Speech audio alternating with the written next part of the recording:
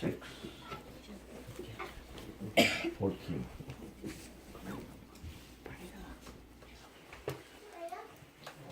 In this chapter, Krishna is explaining 3 modes of material nature.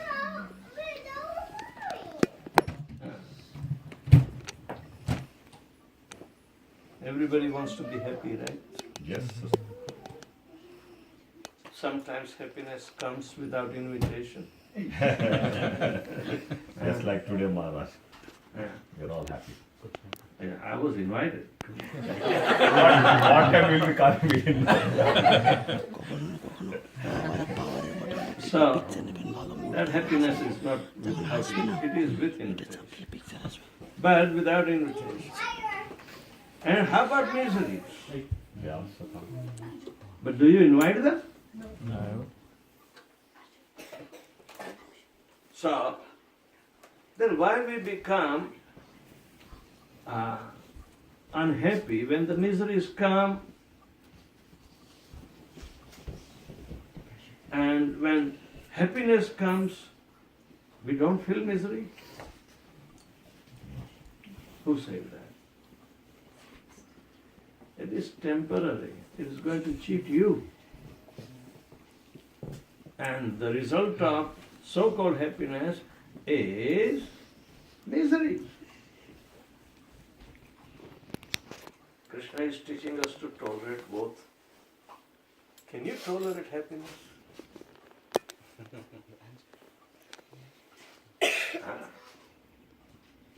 You have to understand what is meant by tolerance. You have to behave completely reverse. When happiness comes, you should fear. You should fear. Oh, I may not become entrapped. Because this is Maya. Happiness is also coming from Maya.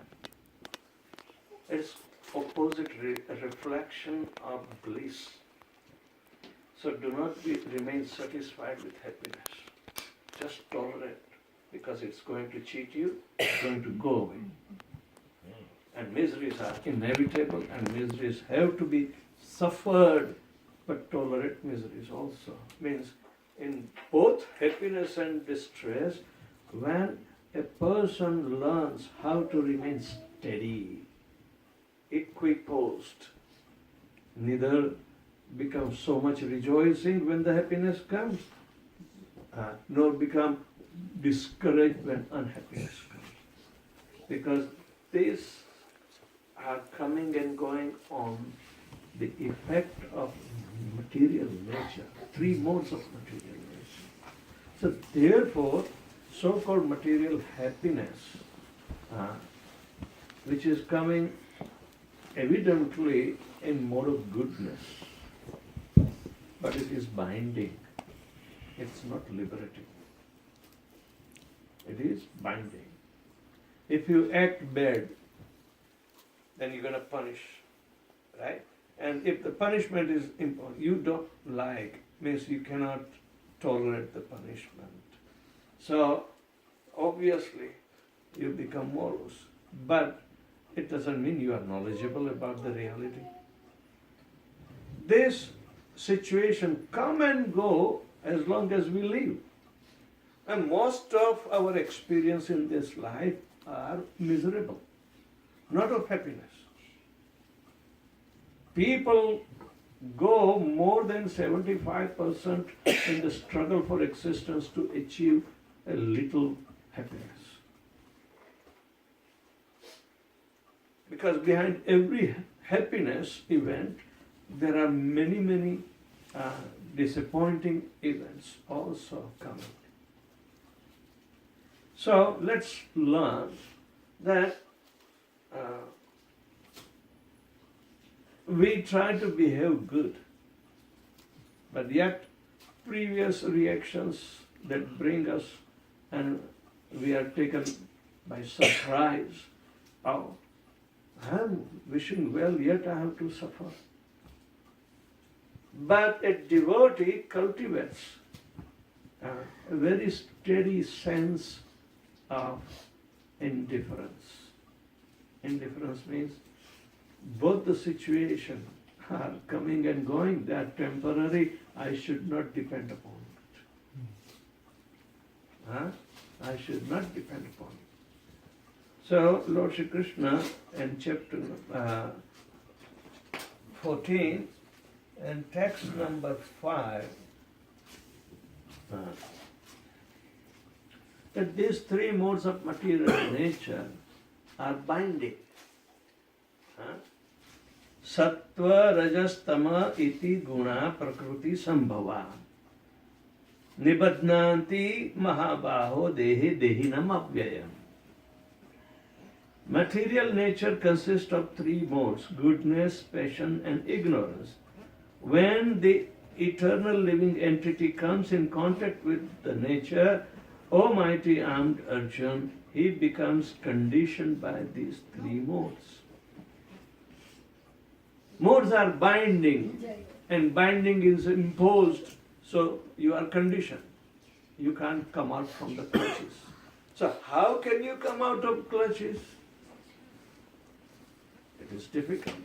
Only through act of devotion, act of indifference, act of how Krishna is telling us to behave and become mature in such behavior that nothing can disturb us. And we will remain successful in pursuit of Krishna consciousness. So, Prabhupada says in purport, the living entity, because he is transcendental, has nothing to do with this material nature. Still, because he has become conditioned by the material world, he is acting under the spell of the three modes of material nature. Because living entities have different kinds of bodies in terms of different aspects of nature, they are included to induced to act according to that nature.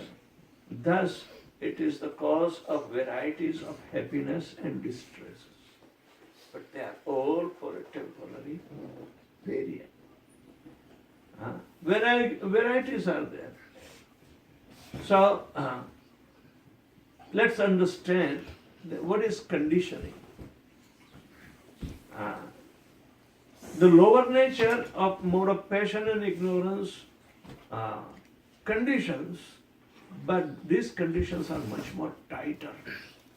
When you put up a knot in a string, or so sometimes the knot is loose, so it is easy to undo it. But at the same time, if the knot is very tight, tighter the knot means it is mode of ignorance is prevailing. And it is tight enough, and you want to loosen it, you like it, that mode is very good. Generally, these children, the adolescent and growing people, without responsibility, they think mode of passion is very enjoyable. All the adolescents, Haribol, I'm talking to you. Pay attention. Mode of passion is so much captivating that we do not pay attention. This mode, we think, oh, I like it. These are the best days of my life. College or association with the group, the gangs, right? We think it is the best life. And people are thinking in the home, oh, they are worried unnecessarily. Parents are not happy, but the kids are very happy. Because kids are in mode of passion, and parents are thinking for the welfare of children, what will happen to them. So, conditioning is there. Those who are in ignorance means they are on path of destruction, and their knot is too tight, even if you want to make them understand, they will not. Mode of ignorance is so tight knot that they do not see. Pashyannapi na pashyati. They have examples, yet they want to indulge in mode of ignorance. And even though they are told not to indulge in such activities, they won't give up. So it is too difficult for them to come out from that conditioning of mode of ignorance. It is, you don't want to give up mode of passion. That's my time. Now I am becoming grown up. Why are you so envious of young people and the old people? You better keep quiet. We have our good mentor in the school and they will teach us whatever, we want. And they are allowing us to go, mix freely, enjoy. That is the only education that you are getting. Because mode of passion is prevailing. And they want to engage them in mode of passion. They will facilitate to continue the mode of passion. It's without responsibility and seriousness. But Vedic education is not like that.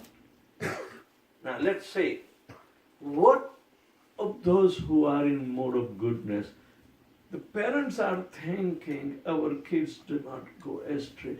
They are well-wishers because they have raised you up. So they try to remain in mode of goodness. But at the same time, they are worried. It means they are not happy with your situation. They are not envious. They are well-wishing. But yet, more of passion. Some parents, in the Western world, they allow, okay, you are 18, be on your own, get out from the house, enjoy the whole world. That is not Vedic learning. Where is the responsibility? Right? So here we are talking about those parents are also in miserable condition, those who are thinking, well-wishing for you. They are also bound up. So Krishna is teaching, even mode of goodness, a well-wishing situation can also entangle you. Better watch out. Tatra sattvam nirmalatvat prakashanamanayamayam sukha sangena badnati jnana sangena chanaga. O sinless one, the mode of goodness, being purer than others, is illuminating and it frees one from all sinful reactions. Those situated in that mode becomes conditioned by a sense of happiness and knowledge. Parents think we are doing our duty because it's the responsibility of the parents that to keep a watch on their kids, what they are doing. They do not spend all the time in play around. They also study, get some education, well-behaved. So they are well-wishing parents. But they are also bound up by what? Oh, sense of responsibility. They are bound up by sense of responsibility, which is a very good, what we call, activity. But it is binding. So, conditioning by sense of happiness. And if you get response from your kids, you think you are well off. Oh, my kids are well behaved. I'm happy and they are doing all right. But what Priya was telling today, my kids are settled and everything is all right, Mara. Yes, that is Krishna's grace. Fine, fine. But the sense of happiness is there. And if some disturbance comes, probably they will be also disturbed. So immediately this conditioning comes in front. It is not liberating. Krishna is advising us to liberate from the effect of all the three. Even do not become overjoyed when happiness comes. Tolerate happiness. Because behind happiness, ignorance is immediately going to lurk upon and distress will be there. Because if you are happy, somebody is unhappy. Enviousness is prevailing. Why between devotees even there is some kind of this kind of tension there? Between devotees.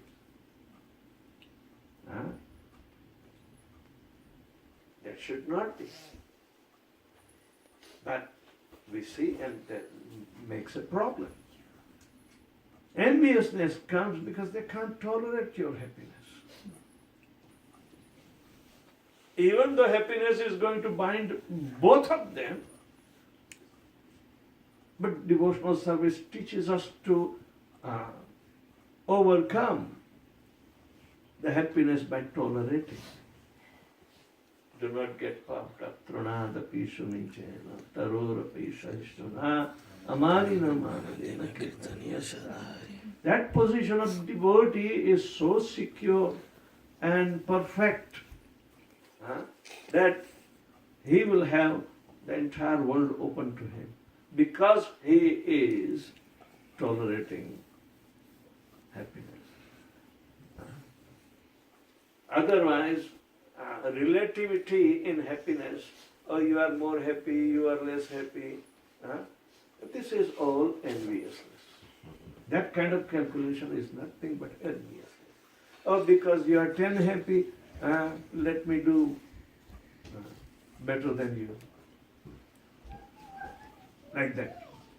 So there is a competition. And competition is completely not wanted. Cooperation is needed, not competition. How do we cooperate to increase transcendental happiness? That should be the outlook. Transcendental happiness is not material happiness.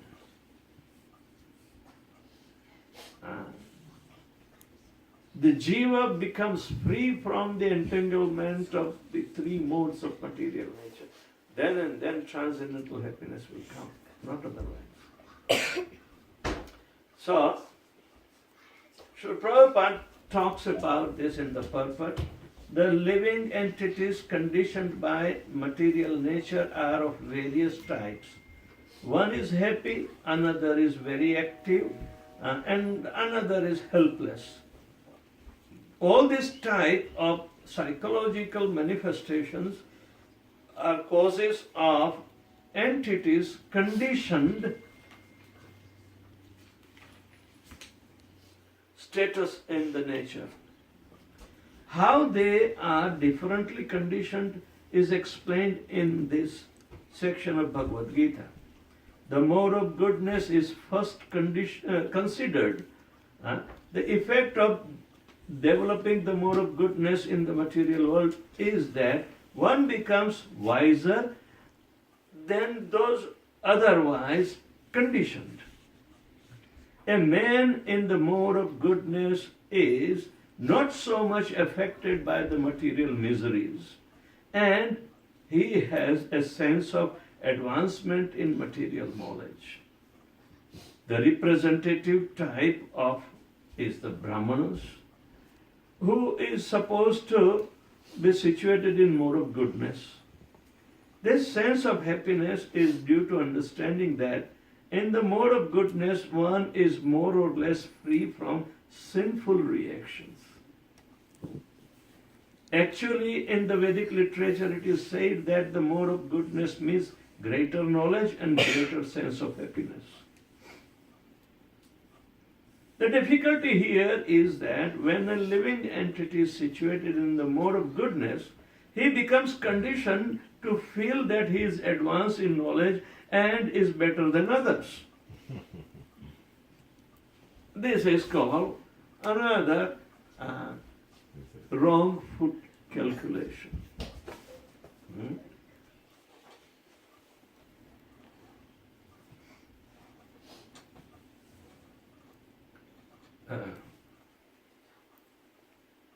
So, the difficulty here is that when a living entity is situated in the mode of goodness, he becomes conditioned to feel that he is advanced in knowledge and is better than others. In this way, he becomes conditioned. The best example are the scientists, the philosophers. Each is very proud of his knowledge, and because they generally improve their living conditions, they feel sort of material happiness. Because I got the education, I got a good job, I'm little better off, so I'm happy. This is the conclusion.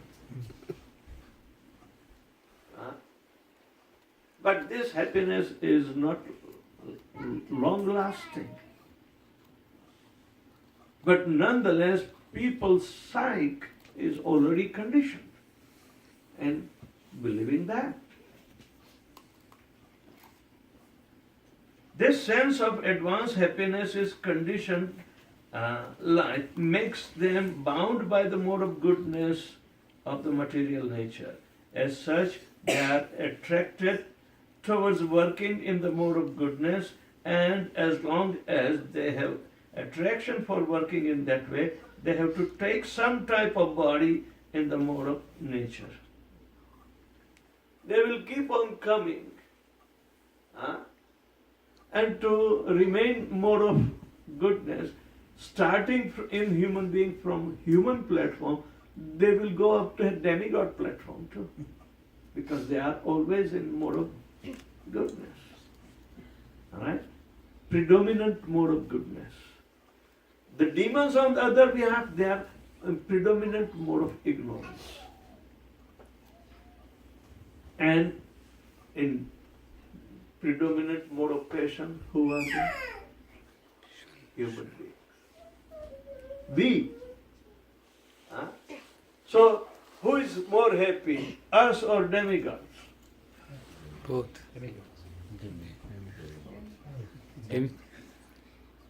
Who are more happy? The mode of passion people. The demigods are happier, the human beings are happier, or demons are happier? All happy. Ignorance is bliss. Huh? Ignorance is bliss. They think so. Ravan was thinking. No one's happy. No one's happy. I didn't hear. No one's happy. No one is. But who is more happier? Among the three? Yes. Obviously, those are in mode of goodness. They should be happier. But how long they will be happier? That happiness even does not satisfy a demigod. He desires to come and expedite his departure from the material entanglement of happiness by becoming a devotee. Devotees are happy naturally because they are not dependent upon the mode of goodness, passion or ignorance. When Prabhupada said chant and be happy, what does it mean? Who can explain?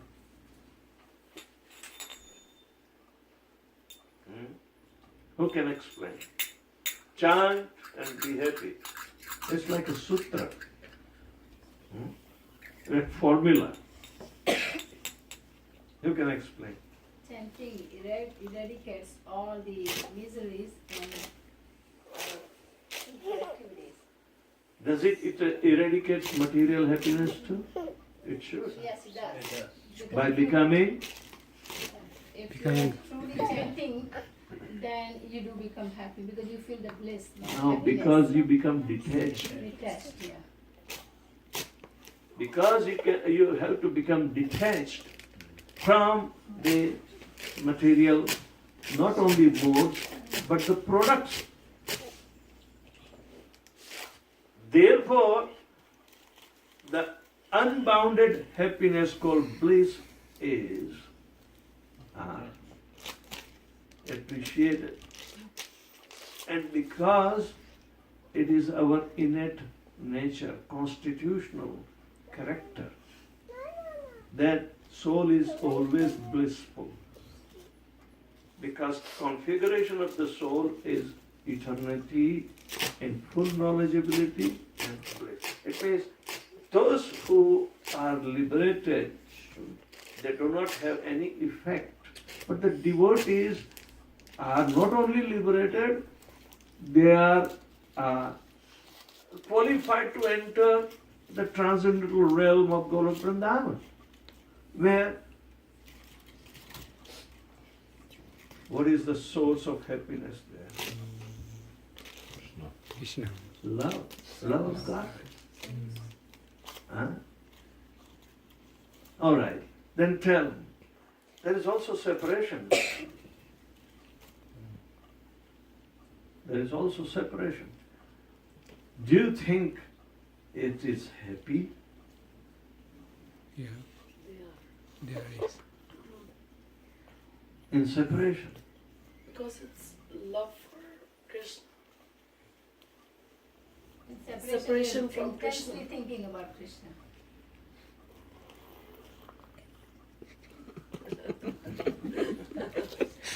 Huh? All the activities in the realm of love, that is Vrindavan, these activities are enacted by Ladini potency. Alright? Ladini potency is a pleasure-giving potency. So, if there is separation in the spiritual realm, it is for bliss. It is always inviting more and more bliss. Otherwise, why would Ramchandra become so much morose and in separation with Sita? How many times? In Dandakaranya, when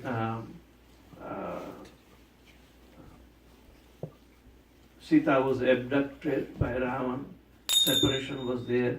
Then Ramchandra also simply upon hearsay of a washerman rejected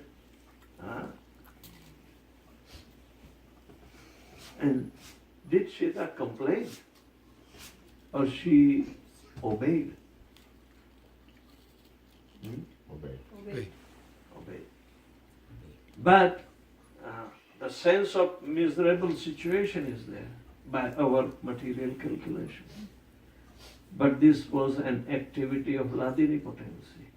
So, how would we understand? Therefore, it is necessary to chant and understand actual happiness. Intensity of impossibility of separation, impossibility is there.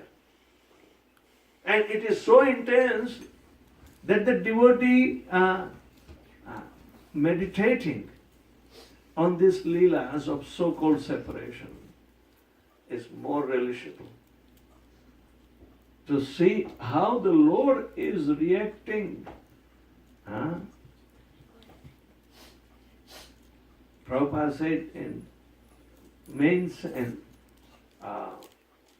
it is impossible to separate the Lord from his consort or the supreme energetic from his energies.